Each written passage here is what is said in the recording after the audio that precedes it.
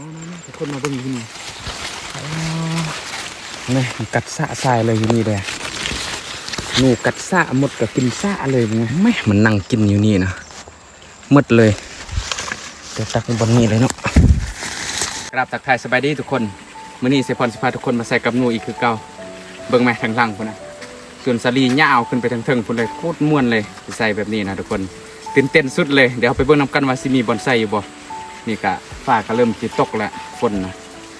เส้นทางในบ่ให้ว่าเลยทุกคนผจญภัยสุดเลยบ่ว่าสิกลับบ้านได้บ่มื้อนี้กันฝนตกนะแต่ได้กระทาเบิ่งนำกันเด้อลุย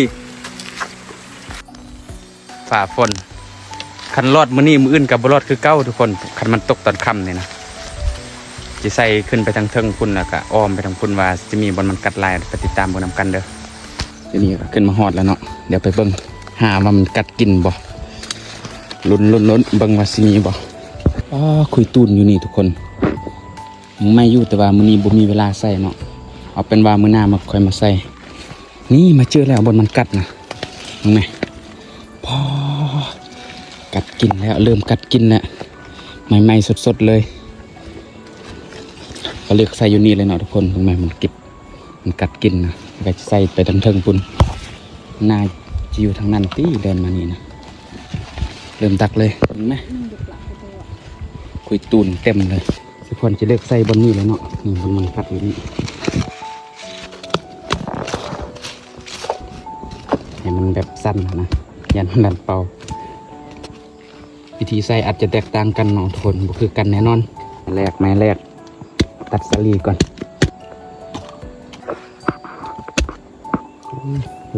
ประมาณนี้เนาะเริ่มเสียบทุกคนเสียบแล้วกับประมาณนี้เนาะทุกคนวันนี้จะได้ถ่ายแป๊บเดียวแล้วก็จะได้ใส่เสียงเพลงให้ทุกคนเบิ่งเลยเนาะเพราะว่าฟ้าวว่ามันยังเนาะทุกคนเริ่มดักเลย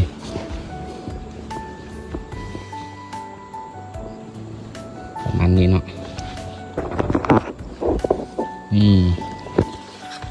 ไม้แรกเดี๋ยวไปเบิ่งรางต่อไปกันเลยนี่บรรยากาศอยู่แคมป์หน้าเดี๋ยวแล้วก็มีซาลีจุดหมายที่สองที่เลือกใส่อยู่บนนี้แหละทุกคนก็อยู่แคมป์ซาลีคือกันนั่นแหละแต่ว่าอันนี้เขาใส่ตามแคมป์คันนาเนาะหมอนา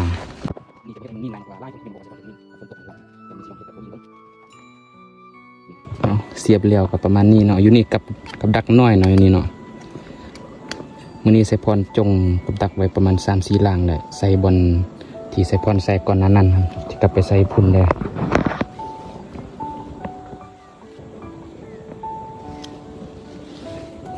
เรียบร้อยเนาะ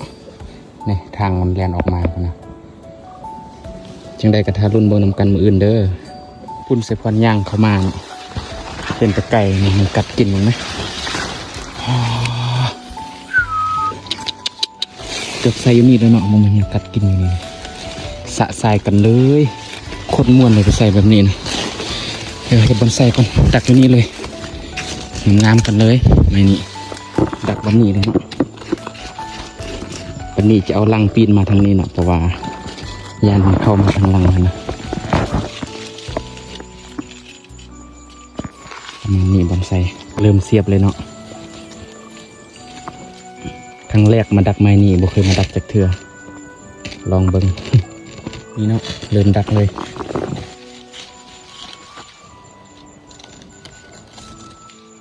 ลอยเนาะประมาณนี้ทุกคนไปเบิ่งลังต่อไปกันเลยไม้นี่ก็ประมาณนี้แหละทุกคนมาเบิ่งไม้นี่ไหมยังกัดเลยนี่สะเลยเท่านี้เด้อนี่ใส่ซองล่างเลยน้อยนี่ยันมีลายตัวกินสะสายเลยนี่มันกัดกินนี่สะสายเลยนี่เด้อสปอนจะเลือกดักนี่เนาะอยู่หันลังนึ่งลุมลังนึ่งมันกัดกินสะสายเลยโคตรม่วนเลยจะใส่แบบนี้จำกัดเนาะมันนี่เนาะทุกคนเริ่มดักเลยพอดักหลายลังนี่จะดักมันปีนมาทางนี้ซะ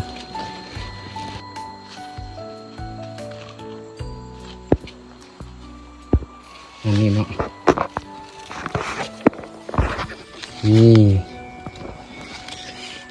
กะใส่อยู่หันหลังหนึงอยู่ลุมหลังหนึงอ๋อเบิ่งไหมไม้นี่นะ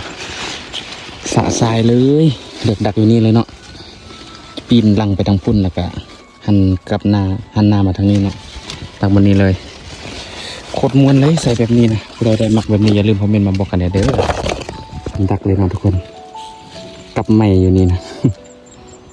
ปีนหน้ามาทางนี้เนาะสิบลันบ่เนาะ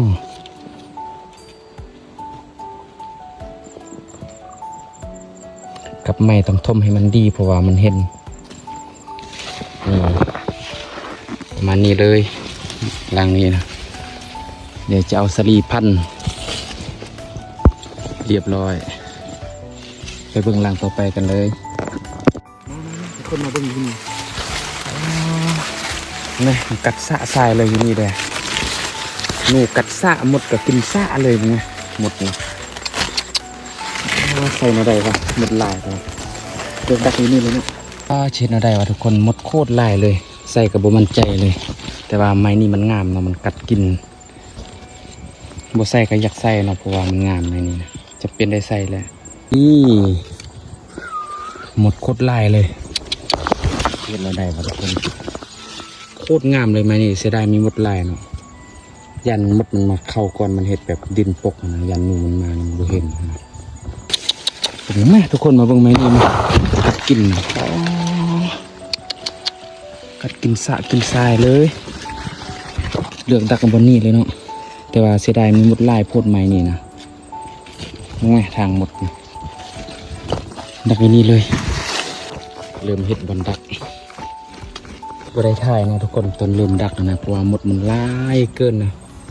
รู้เจ็บจังไดนะพอมันมากินหอยนูมันกัดกินนะเอาแบบนี้มาโหยมันกันเนียนในหนึ่งเนาะไปต่อบ่ไหวเลยหมดก็คือโคตรลายเลยทุกคนเริ่มบ่มั่นใจแล้วเพราะว่า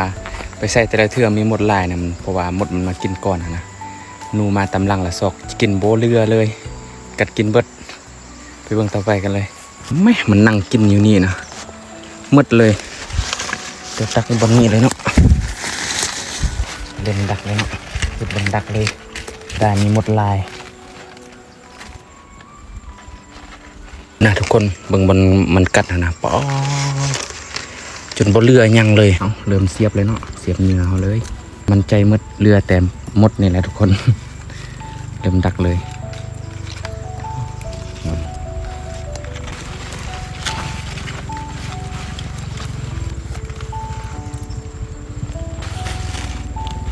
ประมาณนี้เนาะนี่เดี๋ยวเรามาลุ้นน้ำกันมืออื่นเด้อนี่เดี๋ยวมาลุ้นน้ำกันมืออื่น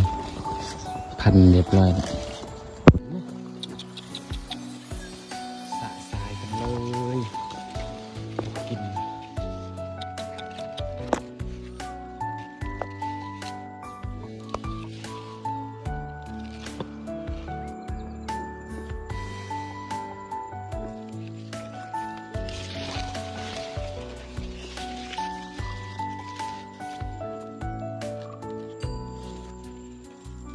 เด็กใส่อยู่นี่เลยกัดกินแถวลุมคุณ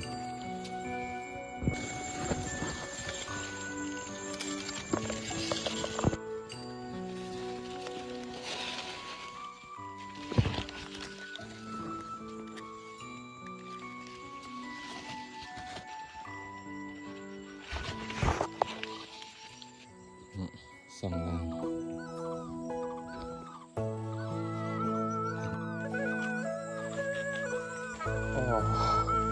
กัดกินสะกินทรายเลย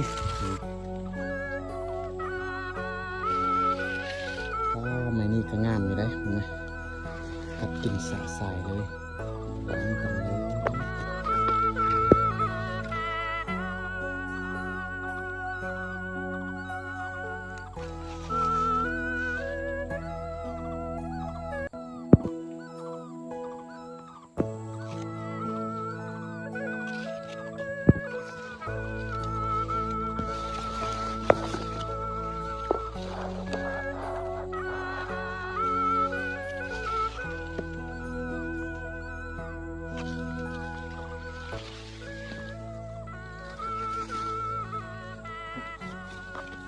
ก็คือทุกคน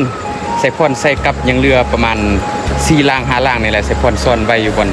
ไม้ที่ใส่พรใส่เก้าหั่นเนาะแล้ววันนี้แหละกลับมาแล้วมีน้องคนนึงเพิ่นมาใส่พรก็เลยได้เอากับของใส่พรซ่อนไว้หั่นน่ะเมื่อโคตรตลกเลยเดี๋ยว